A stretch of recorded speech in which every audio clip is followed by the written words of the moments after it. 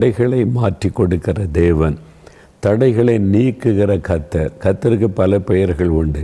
வல்லமை உள்ளவர், அற்புதங்களை செய்கிறவர், அதிசயத்தை செய்கிறவர்.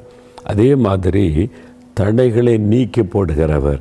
உங்கள் வாழ்க்கையில் ஏதோ ஒரு காரியம் தடைப்பட்டு நிற்கிது, அதனால் நீங்கள் பாரம் அடைஞ்சிருக்கிறீங்க.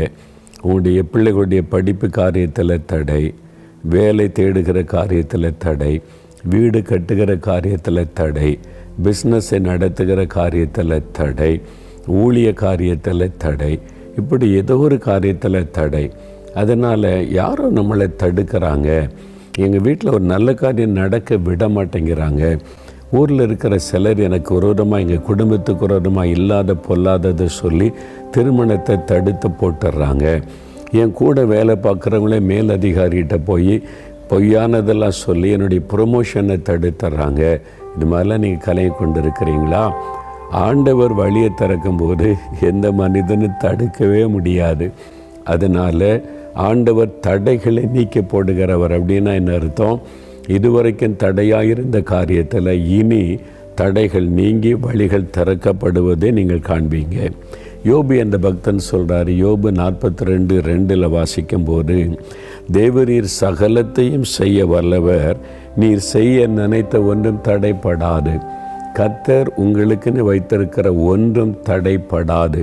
உங்களுக்குன்னு வைத்திருக்கிற ஆசீர்வாதம், உங்களுக்கு நீ வைத்திருக்கிற ப்ரமோஷன், உங்களுக்கு நீ வைத்திருக்கிற நன்மைகள் யாரும் தடுக்க முடியாது. கர்த்தர் செய்யும்போது அவரை யார் தடுத்து நிறுத்த முடியும்? அதனால் தடைகளை கர்த்தர் நீக்கி போடுவார். அப்படின்னா காரியங்கள் வாய்க்கும். அதை பார்த்து நீங்கள் மகிழ்ச்சியோடு ஆண்டவரை துதிப்பீர்கள். சரி, இந்த தடையை நீக்க போடுகிற கர்த்தர்னா ஏன் தடை வருது அப்படின்னு கூட எண்ண தோன்றும். தடைகளை எப்படியெல்லாம் அவர் நீக்குகிறார்? வேதத்திலேருந்து சில பகுதிகளை பார்த்திங்கன்னா ஆச்சரியமாக இருக்கும். இஸ்ரவேல் மக்களை கர்த்தர் தான் வழி நடத்தி கொண்டு வந்து செங்கடலின் கரையிலே பாளையம் இறங்குறாங்க. அப்பொழுது எகிப்தினுடைய சேனை, ராஜா தன்னுடைய படையோடு வந்து இவர்களை அடிமைப்படுத்த வேகத்தோடு புறப்பட்டு வருகிறான். ஒரு இராணுவம், எகிப்து தேசத்தின் இராணுவ ரத படை வருகிறது. இன்னும் பக்கம் முன்னேறி போக முடியாது. கடல் தடையாக நிற்கிறது. எப்படி முன்னேறி போகிறது? ஆண்டவர் பாருங்கள், ஒரு பெரிய அற்புதம் செய்கிறேன், பிள்ளைகளை பயப்படாதுங்க, நான் முன்னால் நடக்கிறேன்னு சொல்லி கடலை 2ஆக பிளந்தார். இது யாத்திராகம 14-15 அதிகாரங்களில் வாசிக்கும்போது தெளிவாய் நீங்கள் பார்க்க முடியும். 18 கிலோமீட்டருக்கு தேவன் கடலை 2ஆய் பிளந்து அவர்களை வழிநடத்தினதை சரித்திரத்திலே நம்ம பார்க்கிறோம். இப்பவும் அந்த இடத்துக்கு நான் போய் செங்கடல் கரையில் நின்று அந்த இடத்தை பார்த்துருக்கிறேன். ஆச்சரியமாக இருக்கும். ஆண்டவர் எவ்வளோ பெரிய தேவன் பாருங்கள். எவ்வளோ பெரிய தடையாக இருந்தாலும் கர்த்தராலே மாற்ற முடியும். கடலுக்குள்ளே நடந்து போகும்போது அதனுடைய ஆழம் சுமார் 100 அடி என்பதாய் சொல்லப்படுகிறது. 100 அடி உயரத்திற்கு தண்ணீர் மதில் சுவரை போல நிற்கிறது. வெட்டாந்தரையில் நடந்து போகிறாங்க. எவ்வளோ அற்புதமான தேவன் பார்த்தீங்களா? உங்களுக்கு செய்வார்.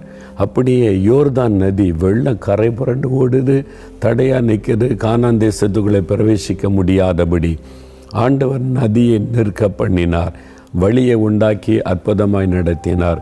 எரிகோ மதில், உயரமான மதில், அகலமான மதில், அது ஒன்றும் பண்ண முடியாது, அது தடையாக நிற்கிறது. ஆண்டவர் அதை மதில் சுவரை நொறுங்கி விழும்படி செய்து தடைகளை மாற்றி வழி நடத்தினார். இந்த மாதிரி நிறைய சம்பவங்கள் வேத புஸ்தகத்தில் எழுதப்பட்டிருக்கிறது. அவர் தடைகளை நீக்கி போடுகிற தேவன் என்பதற்கு ஆதாரங்களை நம்ம பார்க்கிறோம். அப்போ ஆண்டவர் இவ்வளவு அற்புதமாக தடையை மாற்றும்போது ஏன் என் வாழ்க்கையில் தடை வருகிறது? இந்த தடை வருவதற்கு 3 காரணம் இருக்கலாம். ஒரு காரியம் தடைப்பட்டு கொண்டே இருந்தால் நீங்கள் தேவ சமூகத்தில் உட்கார்ந்து ஜெபிக்கணும், அதை குறித்து யோசிக்கணும், தேவனுடைய ஆலோசனை பெற்றுக்கொள்ளணும். எதனால் தடை என்பதை கரெக்டாக அறிந்து கொண்டால்தான் ஆண்டவரும் உங்களுக்கு உதவி செய்ய முடியும். நீங்கள் சரியான விசுவாசத்தோடு பயணிக்க முடியும்.